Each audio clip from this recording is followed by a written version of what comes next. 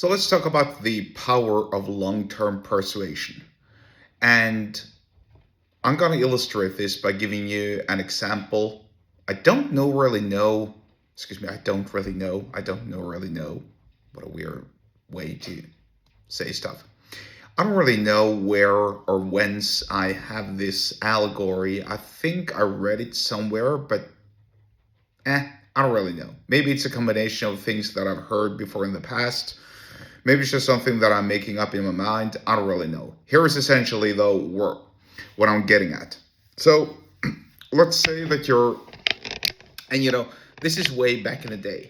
This could be a story from the, I don't know, 1960s or something. Certainly not from 2026, because that's not how life works anymore. But it's just such a brilliant way of describing my point here that I'm gonna stick with. I'm gonna stick with that. So let's say that you're walking down the street. You're kind of rushing to a street corner. By the street corner, there is a kiosk or a booth where you can purchase newspapers, magazines, and so on, and you want the daily newspaper, whatever. Let's just call it the daily local newspaper for your town or your city, wherever you're living. So, right as you're entering the street corner, you almost bump into another dude. And you manage to stop just in time before you would have collided and fallen down.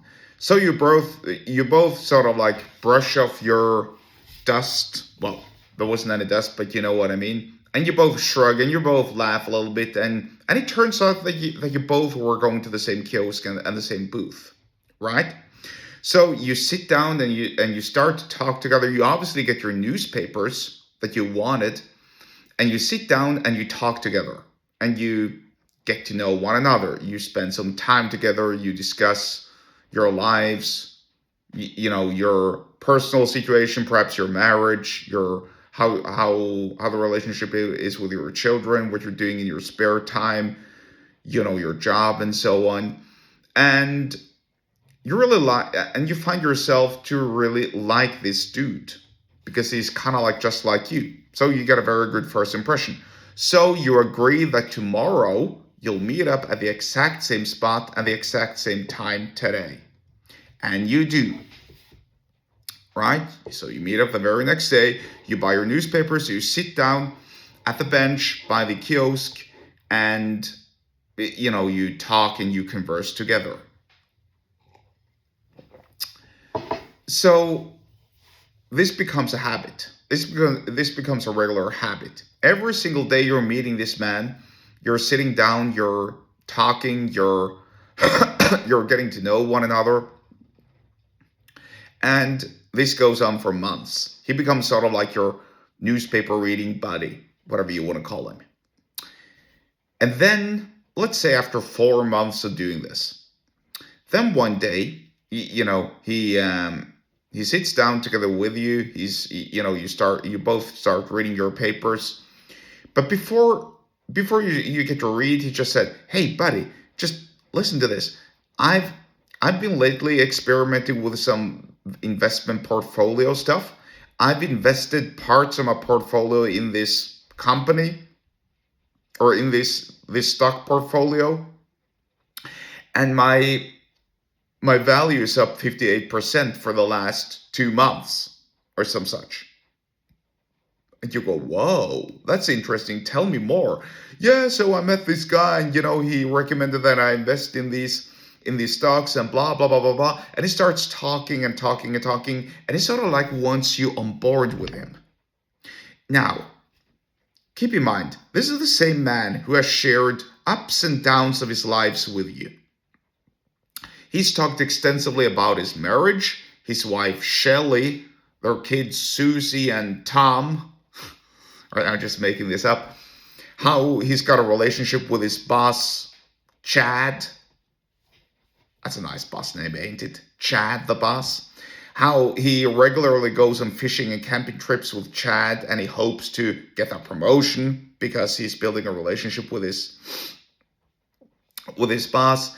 How he's struggling a little bit with one of his hips because he injured himself in his 20s when he was working at a construction site. He had a summer job, and a trolley loaded with cement fell on top of him, and ever since he's had this wonky hip. But he's okay, and he also goes to church. You know exactly where he lives. In fact, you've been there a couple of times. You met his wife and kids and so on, and you know the whole neighborhood.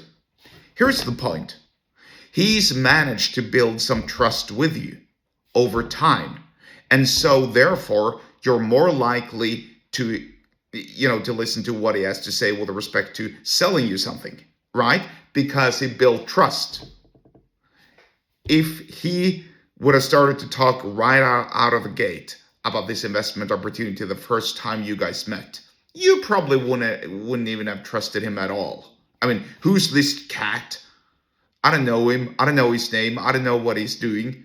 And he's pitching me this weird stock portfolio investment advice. Nah, that's kind of fishy, you know what I mean?